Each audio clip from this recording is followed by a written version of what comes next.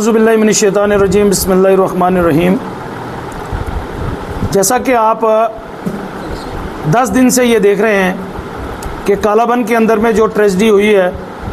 वो आप सब लोगों के सामने है, क्योंकि मीडिया की सारी टीम्स ने वहाँ विज़िट किया है, लोगों के दुख दर्द को गवर्नमेंट तक पहुँचाने की कोशिश की है। बहुत सारी NGOs ने, बहुत सारे पार्टीज़ के लोगों ने और बहुत सारे सोशल एक्टिविस्ट ने भी वहाँ पर जाकर लोगों के दुख में शमूलियत की है। हमारी गुजारिश इस प्रेस कॉन्फ्रेंस के थ्रू, हमारी टीम के भी बहुत सारे मेंबरान ने वहाँ विज़िट किया है। आज हम government of Jammu and Kashmir से और सेंट्रल गवर्नमेंट से ये अपील करना चाह रहे हैं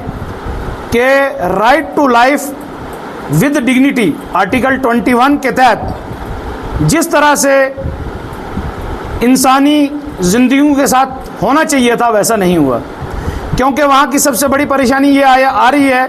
कि जिन लोगों को वहाँ से शिफ्ट भी किया गया है उनको किसी कुछ स्कूल्स में और पंचायत घर में रखा गया है, जहाँ ना पानी की, ना बिजली की, ना किसी और तरह की फैसिलिटीज़ मौजूद हैं।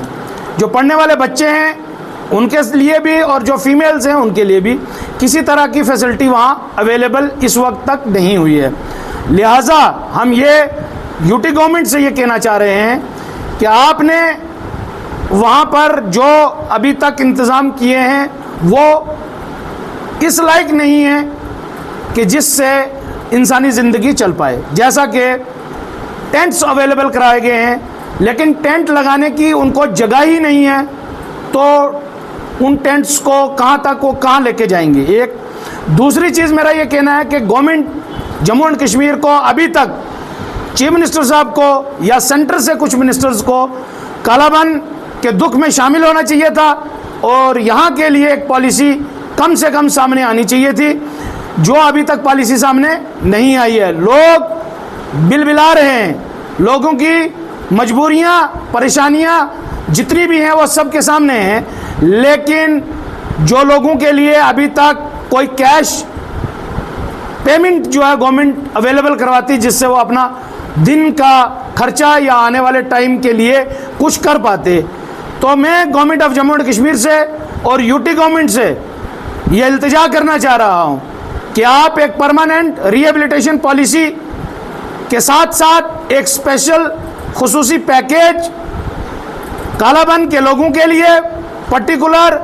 पूरे लैंडस्लाइड के वो एरिया, चाहे वो गुरसाई हो, चाहे संगियोट हो, चंडियाल हो, इन सब लोगों के लिए, बालाकोट का कुछ एरिया हो, उनके लिए करना चाहिए, जो अभी तक गवर्नमेंट की कोई पॉलिसी सामने नहीं आई है। मैं गुजारिश करता हूँ यूटी के चीफ मिनिस्टर साहब से कि ये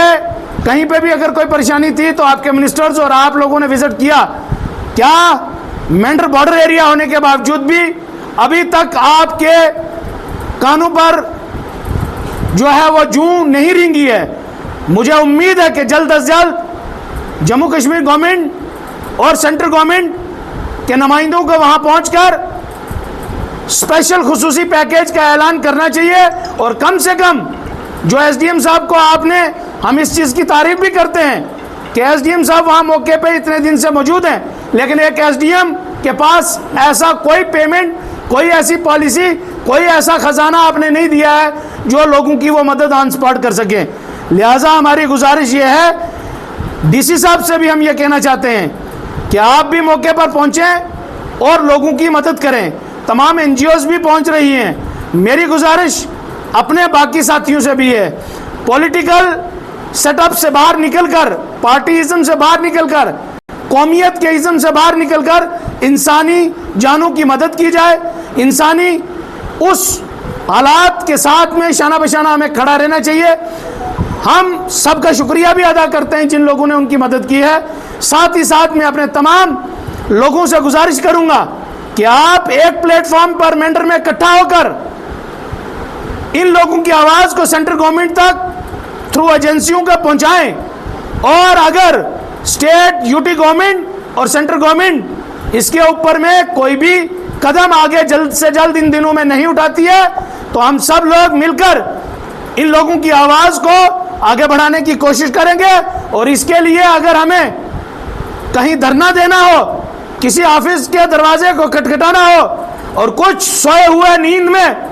जो इख्तिदार की कुर्सियों पे बैठे हुए हैं उनके खिलाफ सड़कों पर भी उतरना पड़े, तो इंशाअल्लाह तबारिक व तआला हम उतर कर उनको जवाब देंगे। मैं आप सबका शुक्रिया अदा करता हूं कि आप इस मुश्किल घड़ी में उन सब लोगों के साथ हम सब खड़े हैं।